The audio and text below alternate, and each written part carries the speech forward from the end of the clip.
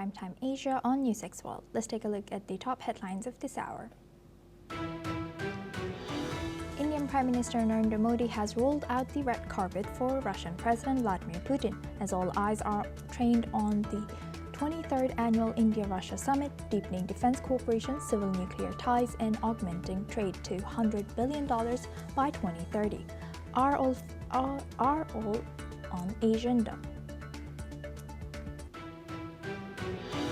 Russian President Vladimir Putin states during his meeting with Indian Prime Minister Narendra Modi that Russia is ready to provide uninterrupted fuel supplies for India. Putin has also added that many agreements aimed at strengthening Russia-India cooperation were signed during these talks. India's aviation system faced chaos as Indigo cancelled over 400 flights on December 5th, disrupting major airports including Delhi, Mumbai, Bangalore, Chennai and Goa. The government has ordered a high-level inquiry and temporarily eased pilots' duty limits. Japan has expressed concerns after reports that China deployed an unusually large number of naval and coast guard vessels across East Asian waters. China had positioned more than 100 ships at one point, marking its biggest maritime show of force so far. China has urged restraint as U.S. military activity near Venezuela rises, backing Maduro's sovereignty and opposing foreign interference, while Venezuelan President Maduro has highlighted China's support amid growing U.S. pressure. Pakistan has appointed Field Marshal Asim Munir as the country's first Chief of Defense Forces for a 5-year term, overseeing all military branches after constitutional reforms. The government has also extended Air Chief Marshal Zahir Sidhu's tenure by 2 years. India is reviewing a proposal to keep a GPS permanently enabled on smartphones for precise real-time location access during investigations. Apple, Google, and Samsung oppose the plan, warning of major privacy and security risks. Germany's foreign minister says the country does not need outside advice after U.S. President Donald Trump's administration released a new strategy document that strongly criticizes allies in Europe.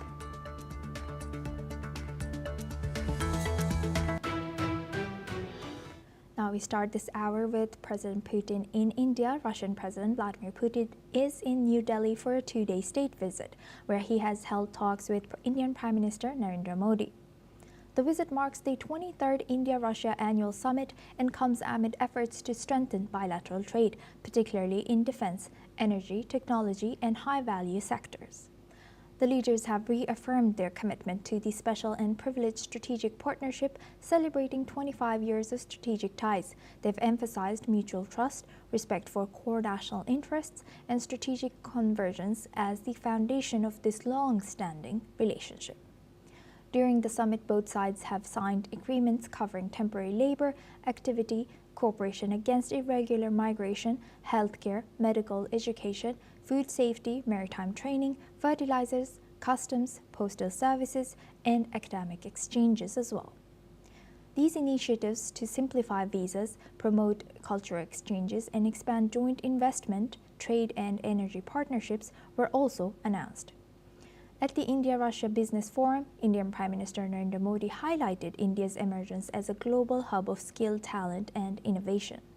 He has emphasized that joint development of Russia-ready workforce, collaboration on healthcare, vaccines, textiles, and critical industries, as well as boosting trade, tourism, and investment. On the other hand, Russian President Vladimir Putin has reaffirmed Russia's commitment to deepen economic ties and increase purchases from India. The leaders have also discussed infrastructure and logistics, including the Chennai-Vladivostok corridor and digital trade corridors, aiming to reduce transit times, lower costs, and expand market access. The summit underscores India and Russia's shared vision for sustainable economic growth and global stability.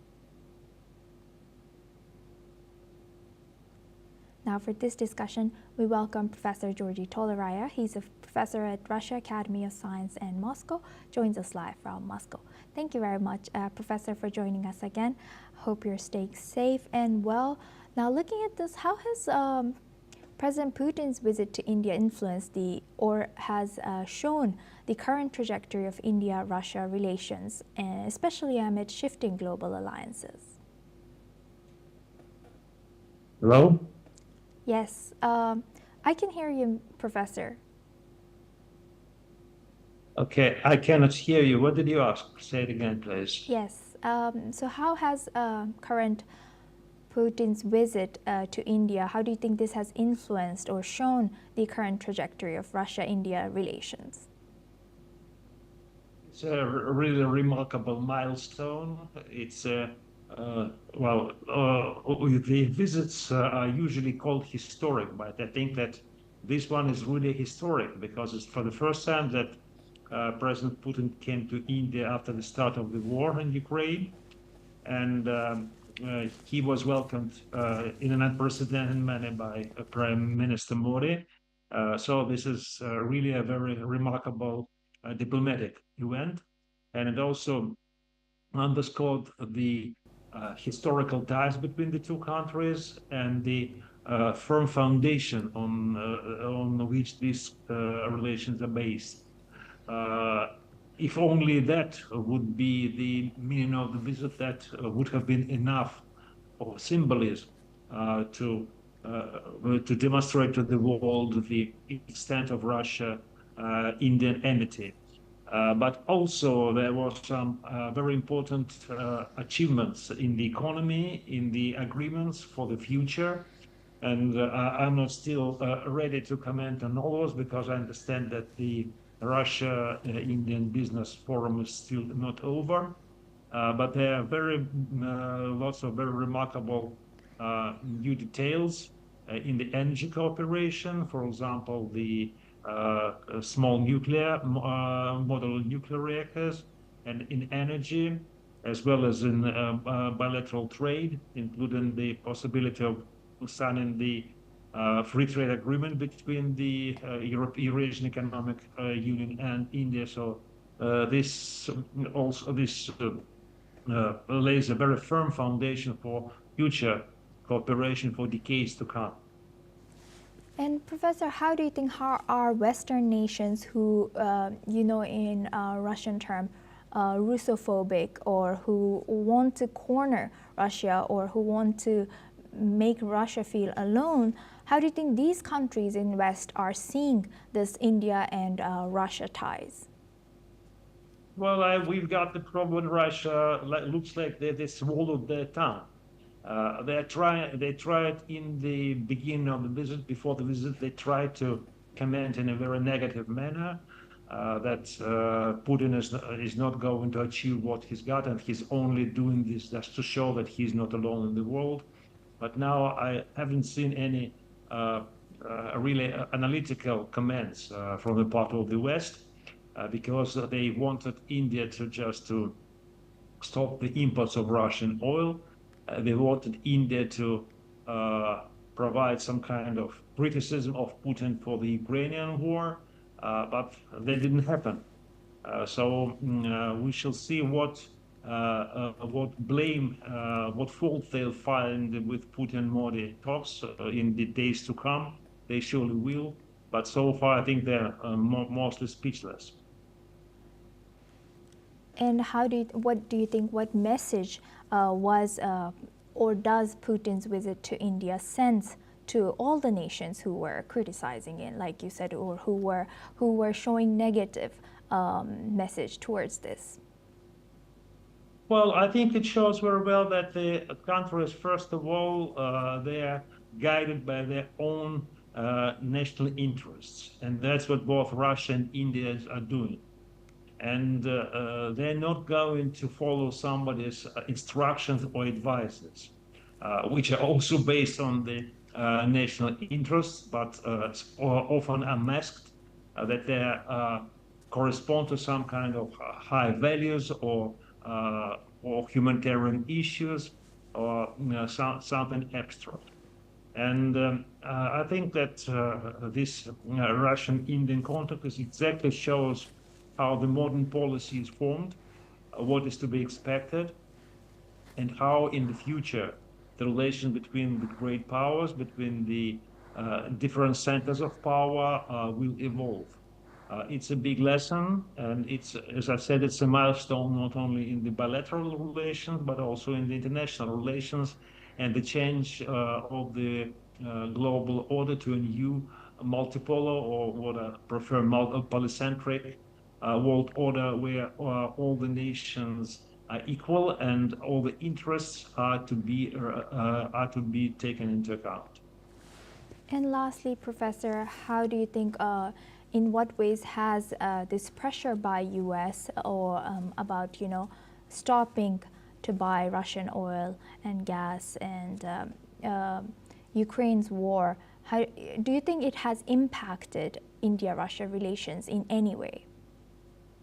Well, of course it has. Of course, we understand that India had to curtail the imports of Russian oil to a certain extent, and some companies became hesitant and they used the hedging of their supplies. Of course, it doesn't come unnoticed. But at the same time, the reality is that nevertheless, this pressure, Western pressure, it of course has affected. It caused bad feelings both in Russia and in India, but it couldn't stop the relation, and it couldn't stop the progress. And this is a good lesson as well. Right. With that, I would like to thank Professor Georgy Tolerayer for joining us from Russia Academy of Science from Moscow. Thank you very much. Now we move the focus to Pakistan.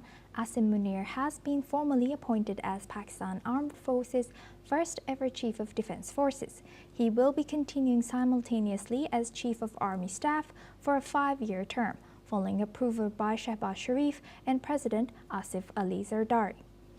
The newly created CDF post, introduced under the 27th Constitutional Amendment, abolishes the previous multi-service coordination set up under the now defunct Joint Chiefs of Staff Committee. Under the revised law, the CDF will hold consolidated operational, administrative, and strategic authority over all branches of the military. At the same time, the government did extended the tenure of Zahir Ahmad Babar Sidhu, the Chief of Air Staff, by 2 more years, effective after his current term ends in March 2026. Pakistan's Prime Minister Shehbaz Sharif has praised the move, calling it a milestone for strengthening Pakistan's defense coordination, and hailed Munir's leadership as crucial to national security. This marks the most significant overhaul of Pakistan's military command in decades, replacing the old tri-service coordination structure with a unified command under a single individual.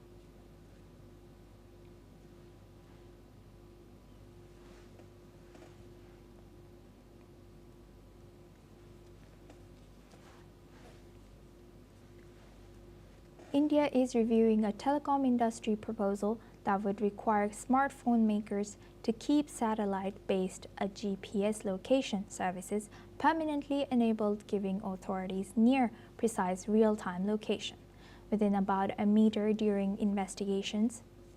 The plan, pushed by India's major telecom operators, argues that current tower-based location data is too imprecise and alerts users when carriers request location, taping off investigative targets. Apple, Google, and Samsung, these 3 giants, have strongly opposed the proposal, warning it in internal communications to the government that forcing always-on tracking would amount to regulatory overreach with no global precedent. A confidential letter from their lobby group, ICEA, stresses that mandatory non-switchable AGPS poses serious legal, privacy, and national security risks, especially for sensitive users such as judges, military personnel, journalists, and executives. The debate intensifies after the government retreated from an earlier order forcing phones to preload a state cyber safety app amid public backlash. India's IT and Home Ministers are reviewing the proposal but have made no final decision on this. A planned meeting with industry players was postponed. Telecom operators simultaneously want the government to disable pop-up warnings that inform users when couriers attempt to access location. Another move Apple and Google have rejected, saying transparency and user control must be preserved.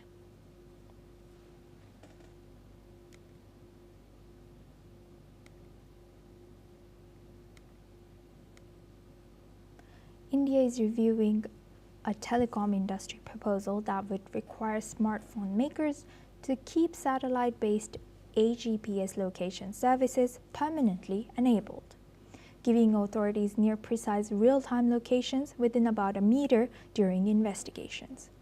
The plan pushed by India's major telecom operators argues that current tower-based location data is too precise and alerts users when couriers request location, tipping off investigative targets. Apple, Google, and Samsung have strongly opposed the proposal, warning in internal communication to the government that forcing always-on tracking would amount to regulatory overreach with no global precedent. A confidential letter from their lobby group ICEA stresses that mandatory non-switchable AGPS poses serious legal, privacy, and national security risks. Now for this discussion, we welcome Dr. Satoru Nagao. He's a fellow at Hudson Institute, joins us live from Tokyo. Thank you very much, Dr. Satoru, for joining us again. Good to see you. Now looking at this, why are these giants like Apple, Google, and Samsung strongly opposing this proposal made by Indian telecom operators? Yes, I heard that Pakistan's news I heard to be on TV. Is it right? On a wrong, it's different. Okay, no? No, I think In they this put case, it. I should prepare a little. So just No, now no I cannot say worries. so. Yes, I'll ask my team to put you in the correct run. Thank you very much for stating that.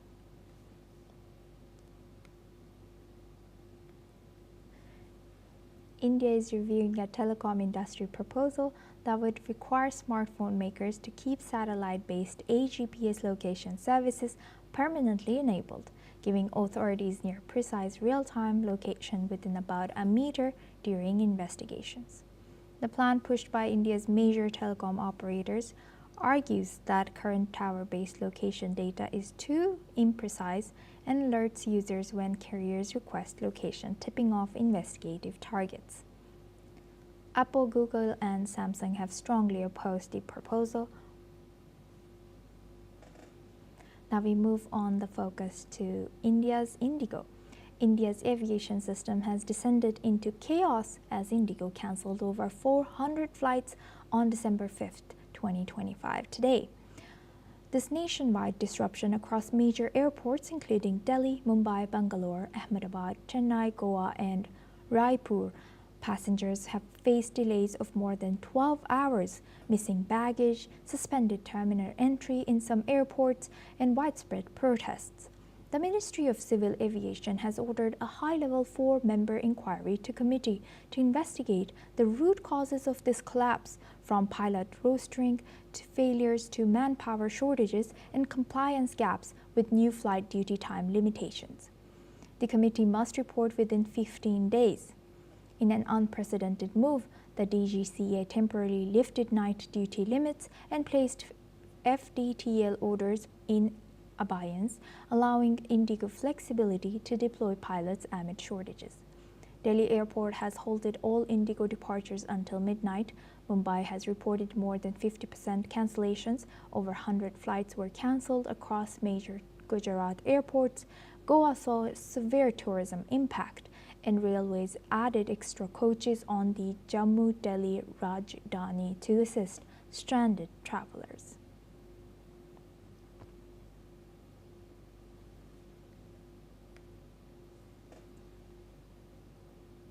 Now we move the focus to Japan. Taiwan's Premier Cho Jung-tae says he's very moved by recent comments from Japan's Prime Minister Sanai Takaichi, the remarks that have pushed China and Japan into their most serious diplomatic clash in years. Takaichi has told Parliament last month that a hypothetical Chinese attack on Taiwan could draw a military response from Tokyo, a statement that triggered sharp condemnation from Beijing. Meeting today with Shuzo Sumi, the head of the Japan-Taiwan Exchange Association, Premier Cho has expressed gratitude for Japan's support and noted that in the face of rising pressure from China, many Taiwanese are now choosing Japan as their preferred travel destination. Cho has also extended an invitation to Japanese performers and pop idols, some of whom have recently been blocked from appearing in China, to come to Taiwan, saying that they would be warmly welcomed. China maintains that Taiwan is part of its territory and has not ruled out the use of force, a claim that Taiwanese government firmly rejects. Let's listen in. 前高市首相对台海地区稳定和平的一席谈话，我们都非常的感动。